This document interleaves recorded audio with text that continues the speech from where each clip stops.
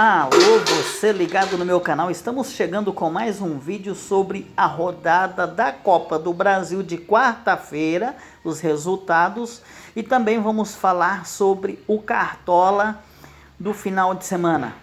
Mas antes de continuar esse vídeo, vou te dar 3 motivos para você se inscrever no meu canal e ativar o sininho de notificação e curtir, dar aquele like. O primeiro motivo é que você vai estar sempre bem informado sobre as rodadas e jogos da Copa do Brasil, Campeonato Brasileiro e Libertadores da América. Segundo, você que participa do Cartola, joga o Cartola FC, eu sempre vou trazer vídeos sobre a rodada do Cartola e no sábado sempre também vou estar trazendo vídeos de atualização sobre os jogadores que possivelmente jogarão e os que não jogarão. Então se inscreva no meu canal, me dê aquela força que você sempre terá mais e mais motivos para estar interagindo com o meu canal e curtindo meus vídeos, porque eu sempre vou trazer novidades para você sobre futebol brasileiro, sobre futebol internacional e também sobre o Cartola. Voltando a falar da Copa do Brasil, da rodada de quarta-feira, os 3 jogos que movimentaram a quarta-feira de futebol. Na minha opinião, de certa forma foi surpreendente o resultado do Bahia, mesmo sendo um resultado de empate lá em Porto Alegre. Na minha opinião, foi um resultado até de certo ponto surpreendente, porque o Grêmio eu considero que é uma grande equipe, apesar de ter perdido peças importantes do ano passado para cá, ainda assim é um time bem treinado, é um time que joga bastante tempo junto, a maioria dos seus jogadores, então é um time difícil de ser batido ou mesmo de arrancar um resultado positivo lá no Sul, e o Bahia surpreendentemente conseguiu. Então, na minha concepção, na minha modesta opinião, o Bahia surpreendeu o Grêmio lá no Sul ao empatar em 1-1. Foi um resultado levemente surpreendente, porque eu pelo menos considerava o Grêmio jogando em casa diante do seu torcedor, eu considerava favorito, mas o Bahia fez uma grande partida, né, apesar de ter menos posse de bola, mas o Grêmio com a posse de bola maior, com a posse de bola superior, não conseguiu ser efetivo e arrancar o resultado positivo, a vitória, jogando nos seus domínios. Então a classificação fica mais difícil para o Grêmio, e o Bahia leva um resultado que coloca o Bahia como um candidato muito provável a passar de fase na Copa do Brasil, jogando em casa, já que precisa de um resultado simples, jogando em casa. O Bahia é favorito? Eu ainda não considero o Bahia favorito, mas as chances do Bahia aumentam de passar de fase, já que conseguiu um resultado até certo ponto positivo, jogando lá em Porto Alegre. Atlético Paranaense e Flamengo, Arena da Baixada lotada com quase 100% de torcedores do Atlético Paranaense, já que o Atlético Paranaense não destinou setor visitante para a torcida do Flamengo. Ainda assim tivemos alguns torcedores do Flamengo que foram à paisana, sem camisa do clube, para a Arena da Baixada, compraram ingressos e assistiram a partida lá em Curitiba, torceram para o Flamengo, mesmo que de forma discreta, né? Mas estiveram na Arena da Baixada, alguns até gravaram alguns vídeos de dentro do estádio, tiraram fotos, né? Então a torcida do Flamengo, que é imensa em todo o Brasil, não ia deixar de comparecer, mesmo que num número muito reduzido, tendo em vista que as condições de segurança não eram adequadas, né, na Arena da Baixada, apesar de que a torcida do Atlético Paranaense é uma torcida co-irmã e que se respeitam bastante. A torcida do Flamengo e a torcida do Atlético Paranaense se respeitam bastante, mas ainda assim o número de torcedores do Flamengo, até por não ter o setor destinado a visitantes, já que eles tiveram que estar no meio, literalmente, da torcida do Atlético Paranaense para acompanhar a partida do estádio, então Foi um número muito pequeno. Assim como lá no Rio de Janeiro, o Flamengo também não vai destinar, né, setor visitante para a torcida do Atlético. Olho por olho, dente por dente. O Flamengo vai devolver na mesma moeda.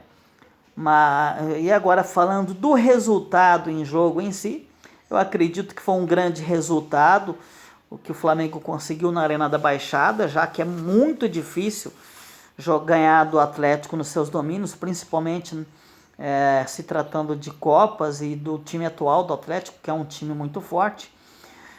Uma partida com algumas polêmicas de arbitragem, algumas pessoas dizem que dariam o pênalti para o Atlético Paranaense, outros dizem que não dariam, eu particularmente não daria, mas é um lance até certo ponto interpretativo. O árbitro foi no VAR, olhou de novo, olhou outra vez e resolveu não dar.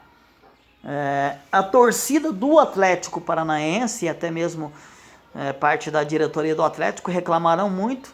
Na minha opinião, não foi pênalti. Eu acredito que é um lance duvidoso. Se eu fosse árbitro de futebol, um lance daquele eu não daria. Então, mas fica a reclamação da torcida e também da diretoria do Atlético. O Flamengo, que não tem nada com isso, levou um resultado positivo para o Maracanã, já que o Flamengo tem bastante dificuldade sempre que joga em Curitiba contra os times de Curitiba e principalmente contra o Atlético. Então foi um resultado até certo ponto esperado e positivo para o Flamengo, já que o Flamengo tem um grande time. Falando do jogo em si, dentro de campo, o Flamengo teve muitas dificuldades, não conseguiu criar muito, aproveitou uma das poucas falhas que a defesa do Atlético Paranaense teve para empatar o jogo. Leva para o Rio de Janeiro o resultado de empate, podendo agora, com um resultado simples de 1-0, uma vitória simples, levar a classificação no próximo jogo. Então não deixa de ser um bom resultado para o Flamengo, já que vai jogar nos seus domínios, no jogo da volta, na presença do seu torcedor e no seu campo, que o Flamengo tem muito mais facilidade de jogar. O outro jogo, o Palmeiras jogando nos seus domínios, jogando no Allianz Parque, conseguiu a vitória de 1-0. Resultado esse que deixa o Palmeiras favorito, jogando lá no Beira-Rio, mesmo o Inter sendo um time muito forte, tendo um time bastante acertado e tomando muito poucos gols. Mas o Inter também tem um pouco de dificuldade para fazer, não é de fazer muitos gols.